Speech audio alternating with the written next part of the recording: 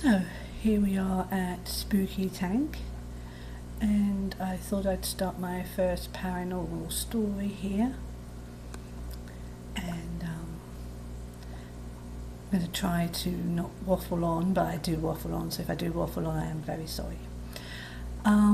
It started when I was about 4 and I moved into my grandmother's house.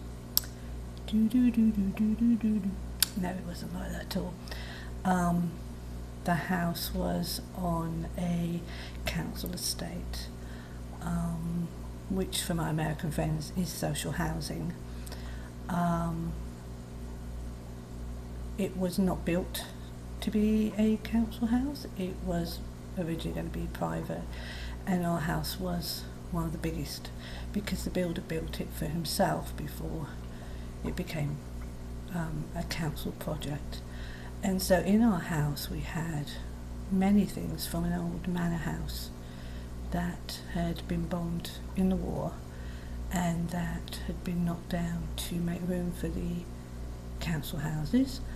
And the houses that we lived in were all built in the old orchards, so we all had beautiful gardens full of fruit trees and apple trees. We had an old apple tree that actually looked a lot like this tree here in our garden. It did beautiful apples all the time we lived there, and it was not a very big garden that we had because originally the house was going to be in the land on its own, but when it became council they built a second house attached to us that went into the next street, so it was like a L shaped house. And as you go into our front door there was a parlour on the left, and on the right was our living dining room area, which was fairly big. It had a big wooden fireplace in there from the old house, very very big and ornate. And then we had a galley kitchen that went off from there, and then when you came back to the stairs, went upstairs, you had the second bedroom, which was very very big, and a bathroom with a lion's foot bath, legs, whatever you call them, claws, whatever, and that was really nice. And then you went to the right where it had a huge master bedroom, and then it had a smaller box room. I think we call them box rooms in the UK. I don't know what they would be called in America, or whether you have them, but it was quite a small room. And I was in there because I was only 4 and I didn't need anything else. So I don't know when this first happened, but I would be in bed. I have no idea of time, when I woke up, how I woke up, what woke me up, but the door was open. Now, it was never shut, it would just go open. No, it didn't creak open, no, nothing, they would just come open. And I would hear footfall, or more paw fall, if there is such a thing. I've been around circus animals quite a bit, so I could only say that it sounded like a tiger pacing in a cage waiting for his turn at a show, and that would come into the room. And this thing, which I know was a dog, a big black heavy dog, looking a lot like a German shepherd but very heavy, would jump on the bed, and from the street light, it was outside my bedroom window, I could see its paws coming up the bed, and I couldn't see it, I just knew what it looked like.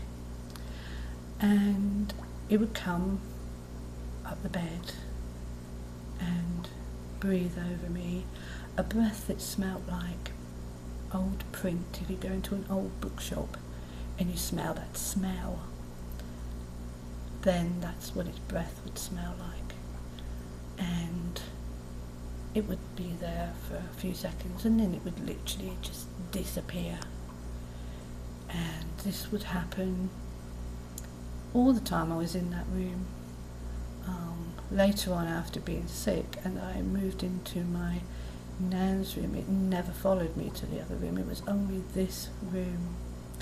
Now, I'd never told anybody. I grew up with my nan, who told me not to fear paranormal experiences, so I just didn't say anything. I never told cousins or friends or my mother or my stepdad when he came around, or anybody. Was just not important. It was not a big part of my life. This thing just came into my room at night and it left. Now,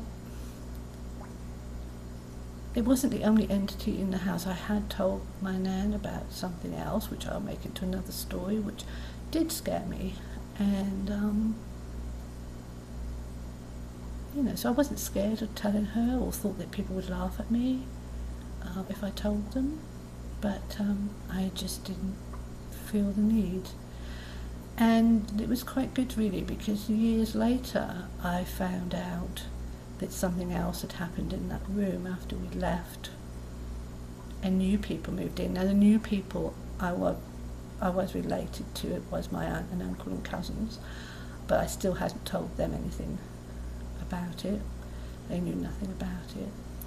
And I went back years later. I think my daughter was 2 at the time, so it was quite a few years later, and heard this story about that room, which I will make into another video. And that was the first time I really told my story. And this isn't really the most exciting of my paranormal stories, but it's where it started. And it's the start of many years of living in houses with unusual happenings. I don't know if you would call them, yes, you would call them hauntings, and how it progressed to the house that we left on Cape Cod, which was my best haunted house ever. And we had no pets, so I will add, I had cats later on when I was about 9, but we had no pets. We didn't have a dog then, we didn't have cats, we had no pets whatsoever, but a couple of canaries, so there was nothing that could have come into the room or anything. The dog itself gave me a great loving for the film and the book The Hound of the Baskervilles, so it really got me into reading things, Sherlock Holmes books and mysteries and murder mysteries and forensic books and all that sort of thing. So that's the beginning of my story.